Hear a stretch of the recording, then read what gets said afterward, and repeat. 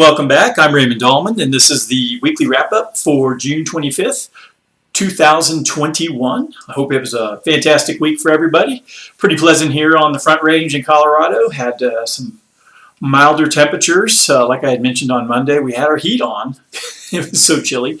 A nice break from the heat. Hopefully those that are a little further east and south than me got a little bit of a break from the scorching temperatures we had the week before. So, interesting week in the world. There's been some legislation that's been pushed through. I think there's an infrastructure bill that's, I don't know if it was signed. I saw a bunch of people standing outside with the president the other day. I guess it was yesterday. When I have some details on that, I'll hopefully there'll be some articles on that on Monday, and I can cover that then. So. All right, well, let's go ahead and take a look at the market and see how it did this week. The Dow Jones, let's take a look here. Dow Jones was up about 3.01% for the week.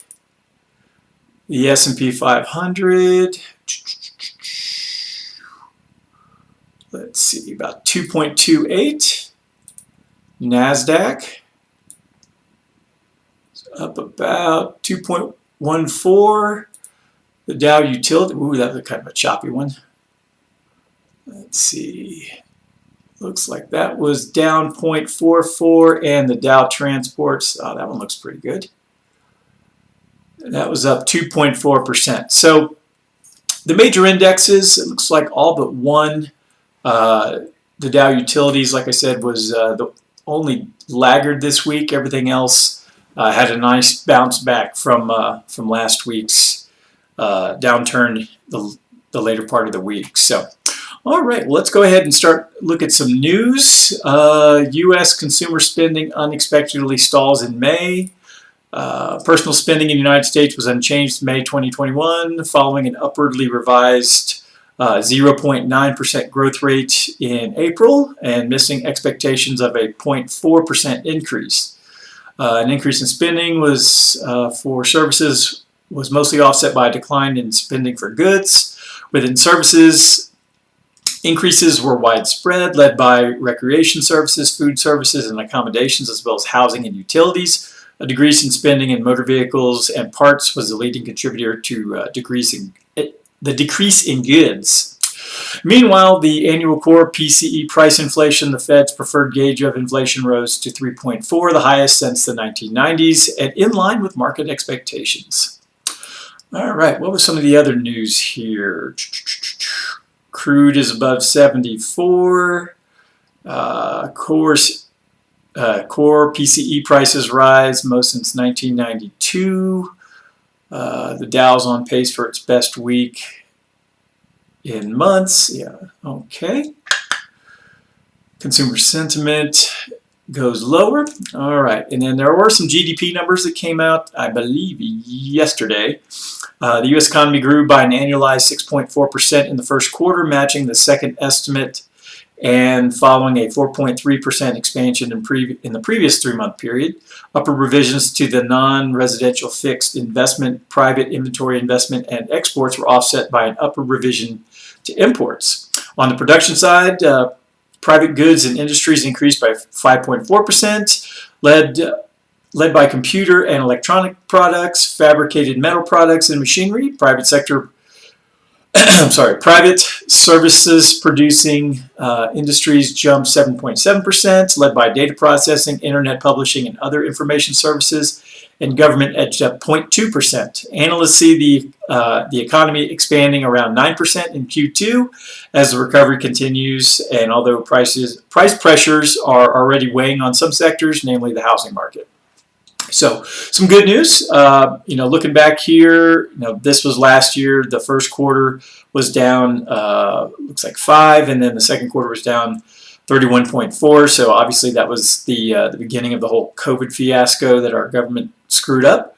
And then we had a nice bounce back for what was that, third quarter and fourth quarter. So all in all, things looks like they're recovering slightly. I mean, we still have a lot of big problems out there, but that is certainly some good news. So let's take a look at the jobless numbers.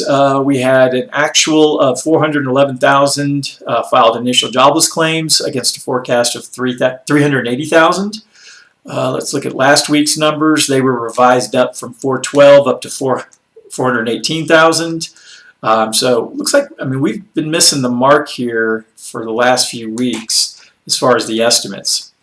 Continuing jobless claims came in at 3.390 against a forecast of 3.470, so better than expectations. Let's take a look at last week's. It was revised up from 3.518 million up to 3.534 million. So just a teeny little revision, nothing too dramatic. So it's good. You know, the continuing jobless claims appear to be, you know, again shrinking. And you know, while the initial jobless claims came in a little higher, it's certainly not the end of the world. I mean, I mean, they're missing their forecasts, but you know, not by too much. All right. Well, I had a couple of articles that I wanted to share, and all right, and I have a couple of articles here that I did want to share with you. The first one comes from LouRockwell.com. It's published actually today. It's called Inflation, Assets, and Consumer Prices by Alistair McLeod, and this was from Gold Money. I want to read a couple of excerpts here for you that I found interesting. It starts out, the Fed itself is between a rock and a hard place. Either it keeps inflating or the whole confidence-based valuation of financial assets collapses. Either it raises interest rates or the dollar collapses. There has been occasional speculation about what happens to asset values in a hyperinflationary collapse. The basis of this question has recently become relevant because consumption in America and Britain has been stimulated with unprecedented monetary inflation aimed at consumers and been met with limited supply, leading to strongly rising prices across the board. Next, if the S&P is on the verge of another move downwards, the rescue starts with interest rates at zero and QE at $120 billion a month. And we've talked about this, where you know, typically when the markets head towards some sort of a downward movement or a recession, the Federal Reserve will typically step in and lower interest rates to help stimulate the markets and keep more money flowing through them. But when you're already at zero, I mean, your back's up against the wall. There's really nowhere else to go. And they're also, with the quantitative easing that the Fed has been doing over the last decade or more, but again, more recently they've started to back up, and they're buying up $120 billion worth of assets. So they're keeping prices up while flooding the market with cash. And to me, I see that as kind of a like that movie The Perfect Storm, where all these things come together and cause a lot of problems. So let's go ahead and continue. Interest rates cannot be reduced from here. We can rule out negative rates on the basis that would collapse the $4.5 trillion money market fund that funds business, as well as put the whole commodity complex into permanent backwardation from the money side. If anything, interest rates should rise because of the rapidly escalating threat of a fall in the dollar's purchasing power. That leaves QE. The Fed can do one or both of two things. It can buy directly into index tracking ETFs, bypassing pension and insurance funds following the policy of the Bank of Japan, and it can increase the monthly quantities from 120 billion. All right, let's go ahead and skip forward a couple spots, a couple paragraphs. The lessons, excuse me, the lessons from the past have taught us that central bankers only notice a bear market threat belatedly, so that if the stock market is topping out, it will have to fall significantly before the Fed acts to support it.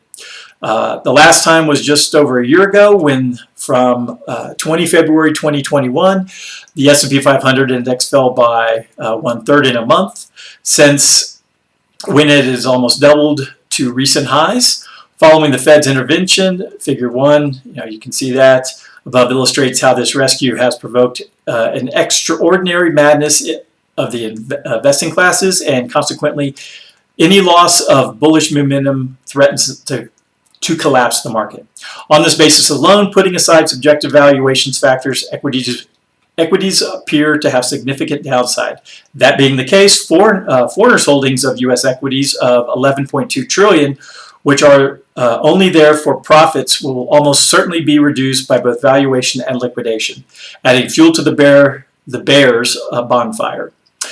Some of the selling will also flee the currency, putting pressure on the dollar as well, because the foreign ownership of dollars is estimated at $31 trillion, which is made up of $24.7 trillion long-term securities plus $6.3 trillion of short-term investments and bank deposits. This is a record level of exposure for foreigners, amounting fully of 150% of U.S. Gross domestic product. U.S. holdings of foreign securities offsetting foreign interest in the dollar are less than half of this figure, with the majority of invested equities. All right, and then at the very end, I have two more short paragraphs. The article commenced its thesis by pointing to the evidence of the overvaluation of financial assets stoked by central bankers issuing currency for the explicit purpose of ensuring they continue to rise in value. And it later pointed out that the similarities between today's wokeness with the deterioration of public morality in Germany in 1923 as a social indicator of the state's monetary and economic conditions. Measured in these terms, we are not yet in the state of debauchery recorded in Berlin at the time the paper mark collapsed, but undoubtedly we are edging closer to it. And then last, much has yet to transpire on our hyperinflationary journey. Foreign disinvestment from an overvalued dollar has yet to begin, but we can now sense that price inflation is going to be the destabilizing factor. Central banks have chosen to downplay the effect, but the combination of global logistical foul-up, sharply higher commodity and raw material prices, and a lack of available and employable labor is leading to a lack of product supply to satisfy post-COVID consumer demand. So, not trying to freak anybody out too much, but sending out, just printing money and dropping it out of helicopters is really not the best idea. So, like I say, buckle up. It's going to be a fun ride. The next article I wanted to share is, I got this from Mises. It's on the Mises Wire. This has to do with medical costs, and the title is "Why Aren't More Free Market Surgery Centers and Clinics?" And this was written by Dr. G. Keith Smith. And a couple paragraphs down, just going to read a couple of tidbits here. Starts out in April of 1997, Dr. Steve Latier and I walked away from our hospital anesthesia practices and opened the facility 30 days later with 10 surgeons with whom we had a good working relationship.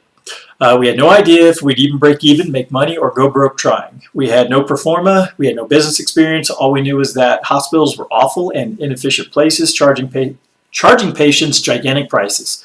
The opportunity seemed obvious.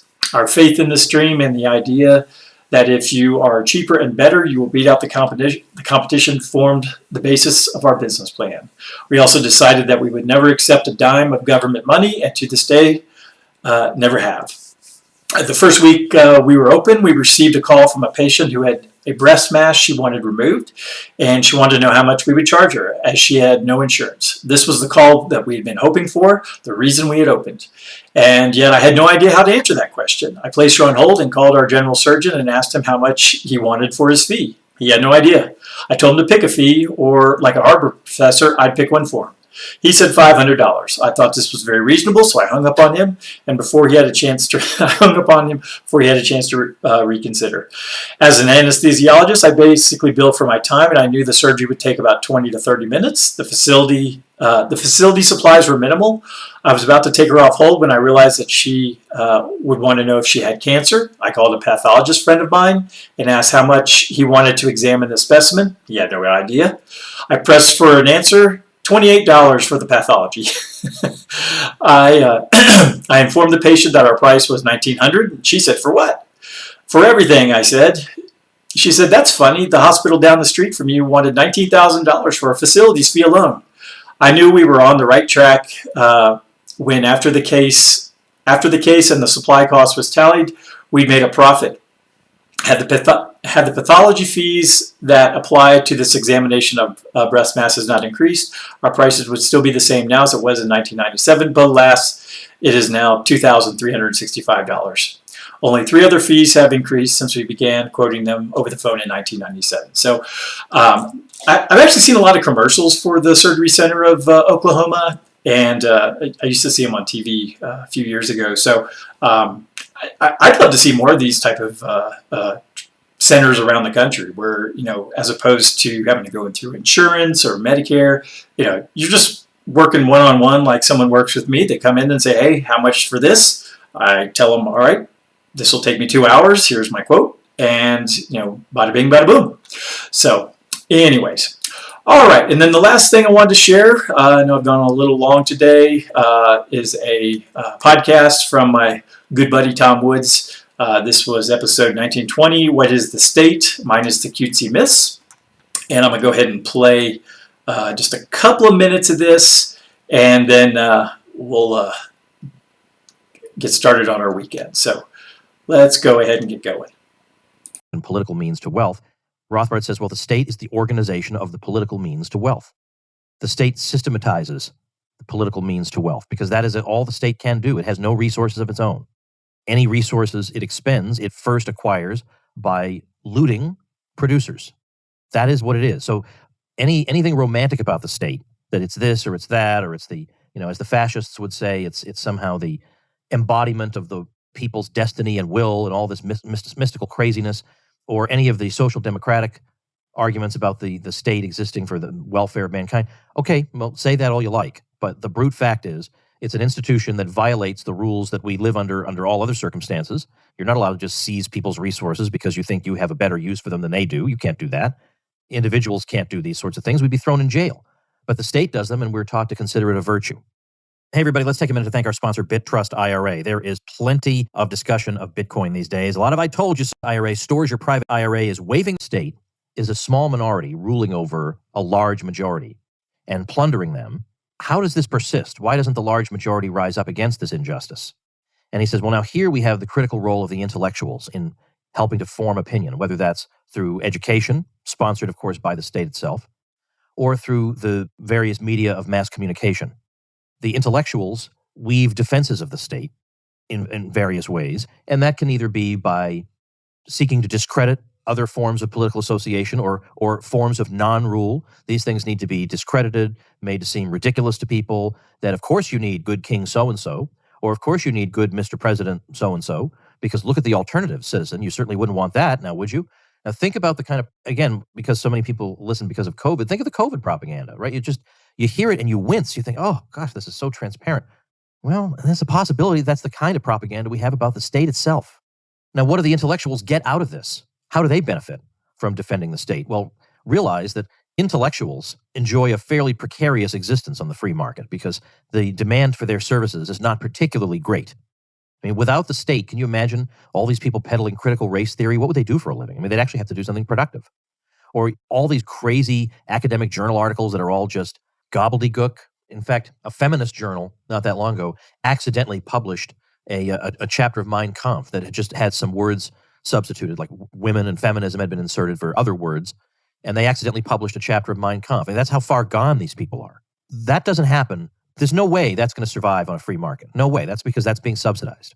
And so the intellectuals get some kind of support for themselves, and then they wind up being the vanguard of the defense of the state itself. So they wind up doing things like claiming that government spending activates a multiplier effect that leads to a multiplication of benefits for everybody concerned.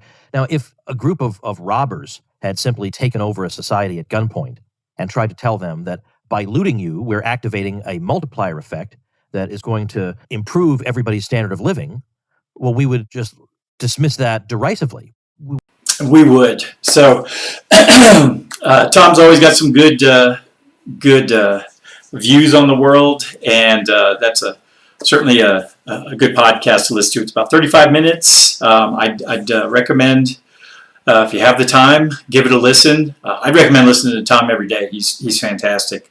But I always like debunking the myths that the government and the state is this wonderful thing, when in reality it's a criminal enterprise that loots the populace. So anyways, well, that's all I had for today. I hope everyone has a fantastical weekend. Hopefully the weather's nice here in Colorado. Plan on being lazy and watching some more Astros baseball. They're 11 games into a winning streak. Hopefully I don't jinx it. They're in Detroit this weekend. They kicked some ass last night, and they're got 3 more games in Detroit before I think they head back home next week. So, like I said, hope everyone has a great weekend. And if you need anything, don't hesitate to give me a call or shoot me an email. Be sure to like, subscribe, and share this with friends. And I'll talk to you later. Bye.